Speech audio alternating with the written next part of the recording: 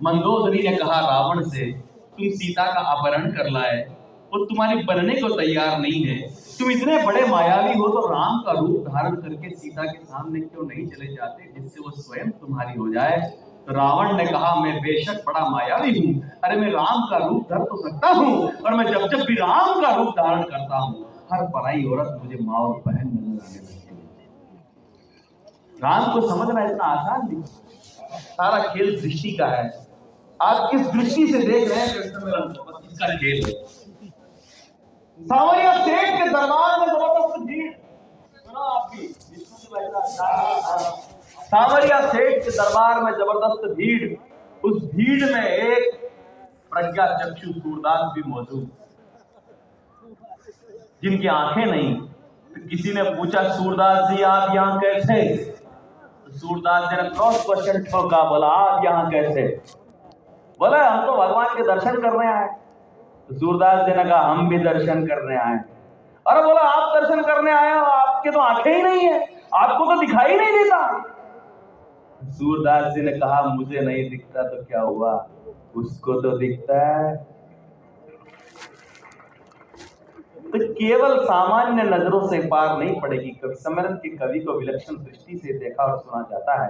और आज इस काम को मैंने करते हुए आपको देखा है, आप कवियों को बहुत बेहतर सुनते हो। अच्छा वहां बैठे हो क्या? सांवरिया सेठ की जय।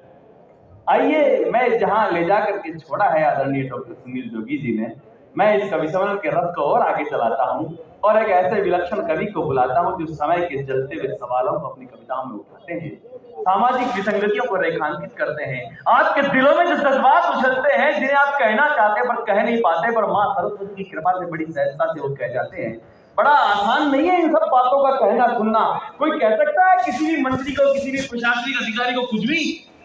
अरे ये तो जब रहे होते हैं, क्योंकि वो तत्व बोल रहा होता है, तत्व ही सुन रहा होता है। आइए, मैं इसी कार्यक्रम के रथ को आगे बढ़ाते हुए उस कवि को बुलाता हूं जिन्होंने देश की सीमाओं पर जाकर के सैनिकों को कविताएं सुनाई है, जिन्होंने उन शहीदों के परिवारों में जाकर के अपने अपने हृदय के जज्बात वहां उड़ेले हैं, वो योगेंद्र शर्मा जी आप सबके लाडले। मैं इस मुकाम पर इन आदरणीय योगेंद्र शर्मा जी को आपके बीच सौंपना चाहता हूं। जरा पीछे तक के लोग ताली के गड़गड़ाहट के साथ मंत्र दें। आ रहे हैं कविवर श्री योगेंद्र शर्मा। जो वतन की अस्मिता ही जोड़ती हो लक्ष्य होकर, शब्द शब्द से लक्ष्य का संधान कविता है सुनो। और क्षीर सागर के मथन से गर्व का प्राकट्य हो, तब शिष्य के कल्याण की विश्वान कविता है सुनो। मान सुनो के धर्म का ही जबरधर्मी किस्त बनकर, धर्म रक्षा के स्वरों का गान कविता है सुनो। और सागरों के शांत जल में ज्वार का उन्माद भरकर, शब्द शक्ति जागरण अभियान कविता है सुनो। इस अभिनव अभियान में मैं सनातन धर्म का प्रहरी योगेंद्र अक्षर का अभीष्ट अनुष्ठान करता, धर्म निरपेक्ष नहीं, धर्मनिरत होकर समस्त धर्म मजहब का अभिन्न मान सम्मान करता। राष्ट्र की चरण वंदना में अभिव्यक्ति के पुरस्कार शब्द बुद्धि की अधिष्ठात्री का ध्यान करता हूँ, और अत्यंत अनुद्दत भाव से नत शीश होकर विद्वत मन सहित शाहपुरा और बारठ जी की धरती पर विराजमान देशभक्तों के चरणों में प्रणाम करता। लोग आने जाने के क्रम में मुझे लगता है कि या तो ठंड बढ़ने से या कुछ थोड़ा सा लोगों का मन भी नहीं है और सुनने का, लेकिन मैं बता देता हूँ, डॉक्टर विष्णु सक्सेना का यहाँ जो शुभागमन हुआ है ये सौभाग्य से कम नहीं है।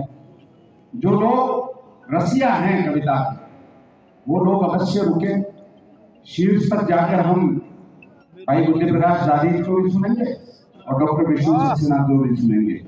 और जो खास तौर से इस मोहल्ले में ये वीआईपी कॉलोनी में जो लोग बैठे हैं, उनसे तो गुजारिश करता हूं कि आपका आशीर्वाद रहेगा। तो जिन लोगों ने डॉक्टर विष्णु सक्सेना को सुना, जिन विधायकों ने सुना मंत्री बन गए, जिन मंत्रियों ने सुना प्रधानमंत्री बन गए, और जिन प्रशासनिक अधिकारियों ने सुना वो चीफ सेक्रेटरी तक पहुंच गए। तो मैं सिर्फ इतना सा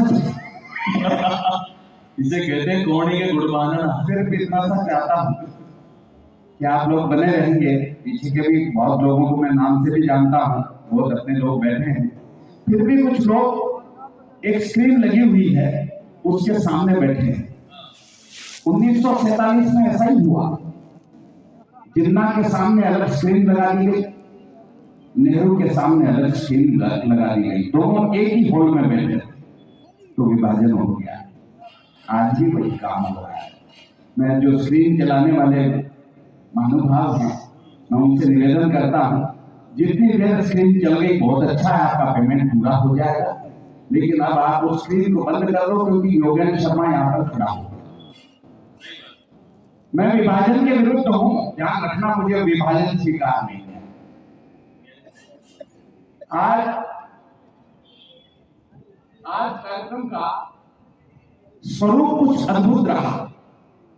हमने बुद्धि प्रकाश जी को संचालन दे दिया, उसके बाद इन्होंने अपने क्रम पे पता नहीं किस तरह से अपना, लेकिन अद्भुत करने के लिए कुछ विशिष्ट करना पड़ता है। विशिष्ट बुद्धि प्रकाश जी ने अगर कर दिया हो तो फिर जितने लोग हथेली को जो जमीन पर टिका कर बैठे ना, वो लोग भी जोरदार तालियों से बताएं कि आज का कार्यक्रम अद्भुत हो गया। ये पीछे का जो मोहल्ला आया, 5-6 लोग 7 लोग जो ये बैठे हुए हैं, इन्होंने कभी सम्मेलन को उठाकर आसमान पर खड़ा कर दिया। मैं सैल्यूट करता हूँ आपको। शाबरा धन्य आप जैसे श्रोताओं के कारण, बहुत धन्यवाद आपका। मैं यार बहुत कम समय के लिए हूँ, क्योंकि 2-3 लोगों को हमें सुनना है। मैं नहीं चाहता कि और सर्दी बढ़े, और सर्दी इतनी बढ़ जाए कि केवल माइक वाले भाई साहब रह जाएं, दरी गड्ढे वाले रह जाएं, ऐसा नहीं हो जाए। एक बार हमने यहाँ बहुत ठंड में कभी सम्मेलन किया था। मैं थोड़ी ऊष्मा बढ़ाना चाहता हूँ, ऊष्मा करना चाहता हूँ। यहाँ पर मैं इस प्रांगण का टेम्परेचर 7-8 डिग्री ऊंचा करना चाहता हूँ। मैं कितना सफल होऊंगा मुझे पता नहीं, लेकिन हमने जो गलतियां की हैं, जिसके कारण ये ठंडक आ गई है, मैं 4 पंक्तियां पढ़ता हूँ, मुझे आशीर्वाद दीजिएगा। अगर आप हस्ताक्षर करेंगे तो मुझे लगेगा कि मैंने ठीक लिखा। शाहपुरा मेरी अपनी मातृभूमि है, मैं यहीं का हूँ। कोठार के पीछे आज भी हमारा राशन कार्ड यहीं का है, हम लोग यहीं रहने वाले हैं। आपने अगर मुझे इस योग्य बनाया कि मैं देश में जाकर कविता पढ़ता हूँ, तो इसमें मेरी योग्यता नहीं है, आपके आशीर्वाद का परिणाम है। मैं 4 पंक्तियां पढ़ता हूँ, सुनिएगा। अगर सियासी रंग होता संविधान की वर्दी पर, योगेश जी, अगर सियासी रंग न होता संविधान की वर्दी पर, तो आतंकी घटनाओं को कोई नादान नहीं करता। 527 की शहादत हुई करगिल के युद्ध में।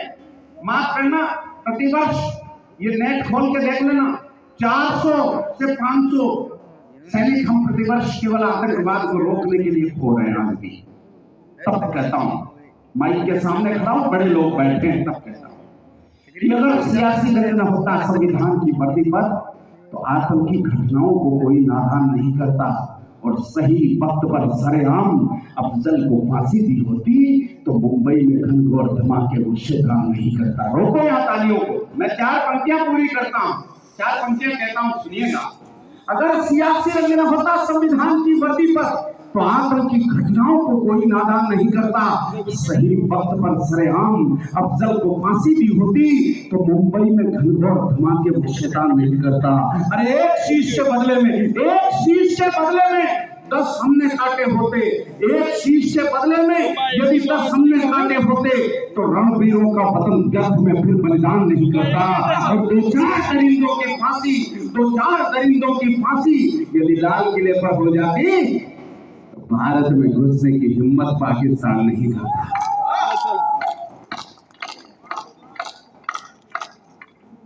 मेरी कविता शब्दों का सोलह श्रृंगार नहीं है, मेरी कविता छंदों की मीठी दस्तार नहीं है, मेरी कविता प्यासे भंवरों की गुलजार नहीं है, और मेरी कविता सावन की मधुर बहार नहीं है, मेरी कविता हंसे ठिठोली का व्यापार नहीं है, काव्य वंश की मर्यादा का कारोबार नहीं है, मेरी कविता सामंतों का बंधनहार नहीं है, और हंस वेश में जिस्म फरोशी का दरबार नहीं है। मेरी कविता ओज भरी भाषा के द्वार खड़ी है, भूषण दिनकर की जोड़ी पर पहरेदार खड़ी है, मेरी कविता संशोधों की शक्लों से इनकार करेगी, अवरोधों की चट्टानों से टकरा कर कंगाल करेगी, मेरी कविता खोखलारी से युद्धों को सुलझा करेगी, कुरुक्षेत्र में गौरव लेके मेरी कविता भ्रष्ट व्यवस्था का प्रतिकार करेगी, और मेरी कविता भारत माँ की जय जयकार करेगी, मेरी कविता भारत माँ की जय जयकार करेगी। देश में परिवर्तन हो रहा है। मोदी जी ने बताया, कई लोगों ने कहा कुछ सकारात्मक होता जा रहा है। क्या सकारात्मक होना आरंभ हुआ, कब हुआ, वो घटना सारे लोगों को याद